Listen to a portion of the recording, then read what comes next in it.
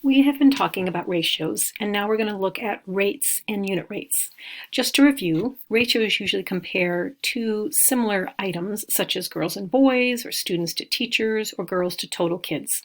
We've talked about equivalent or equal ratios. We've talked about ratio tables and even graphing a ratio table on a graph. So now we're going to look at rates and unit rates. So if we were in class, you'd be coming up to the board and moving these into the right spot.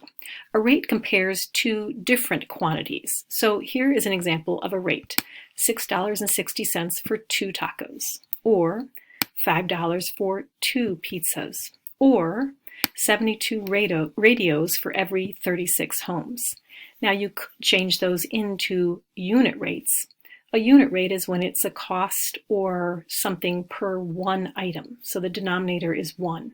So here, 50 miles per hour or 50 miles per 1 hour, that's a unit rate because it's per one something.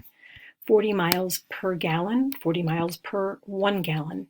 And $2 per cookie, $2 per 1 cookie. So I think you see if you look at the pizza here, $5 for 2 pizzas, the unit rate would be $2.50 per 1 pizza. So now look at these cars. Which car is the fastest? That means which car goes the highest miles per hour. You can pause for a minute and then I'll show you the answers. So if you wanted to find the rate of each of these, you could write it like this: 250 miles per 5 hours, 300 miles per 3 hours, 150 miles per 2 hours. So remember, per is the fraction bar. That also is a division symbol. So now it's still hard to compare because we have 5 hours and we have 3 hours. So let's change from a rate to a unit rate. Let's figure out how many miles this car travels in 1 hour, and same with the red and the yellow. So if we do that, we see this guy goes 50 miles per 1 hour. This guy goes 100 miles per 1 hour, and this guy goes 75 miles per 1 hour. So if you want the fastest car, you want the red car because it goes 100 miles per 1 hour. You might also see unit rates as prices. So when you grocery shop or something, your parents will often look to find the best unit price. So if you're looking at these cookies and you don't care what kind of cookie you have, you just want a cookie, let's find the unit price of each of these.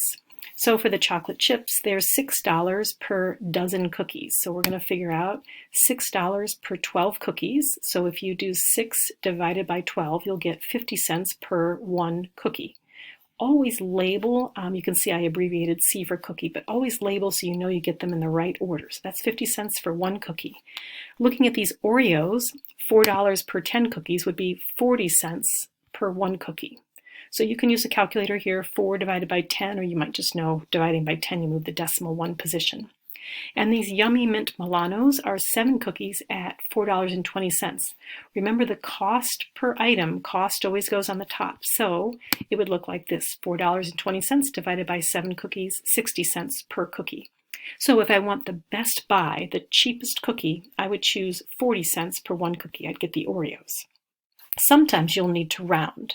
So let's say you have something that is in bags, maybe bags of cookies. So it's $5 for 3 bags. So if you had to figure out, well, what's the unit price? You'd figure out it's 1.666666 per bag.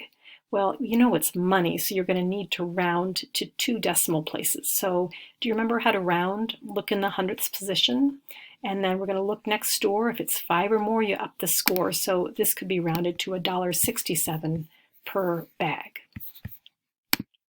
So here's our final example. Our friend Susu is going to make $45 for 3 hours of work. How much money does she make for 5 hours of work? So we know it's $45 per 3 hours. That's her rate. Let's find the unit rate. Well, that would be $15 per 1 hour. I just divided by 3, right? And then if I need to figure out how much she makes for 5 hours of work, I can multiply the top and the bottom, the numerator and denominator, by 5 and get $75 per 5 hours. So she would make $75. You could also make a rate table. Here's hours and earnings. So we know for 3 hours, she makes $45. So if we figured out the unit rate, that would be 1 hour is $15, 2 hours 30, 3 hours 45, 4 hours 60, and then 5 hours is $75. If you were in a regular class, you might not have seen this, but just a quick review for some of the accelerated kids, you could also use cross products.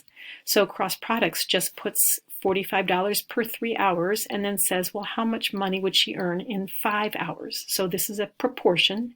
It's when two ratios are equal. So to solve, we are going to multiply across, which is why it's called cross products. So 45 times 5 is going to be equal to 3 times x. So 45 times 5 is 225, and 3 times x is 3x. Easy to solve for x. We divide both sides by 3 and find out that x is 75. So you get the same answer. This is just another way of doing it. That's all for now. Thank you.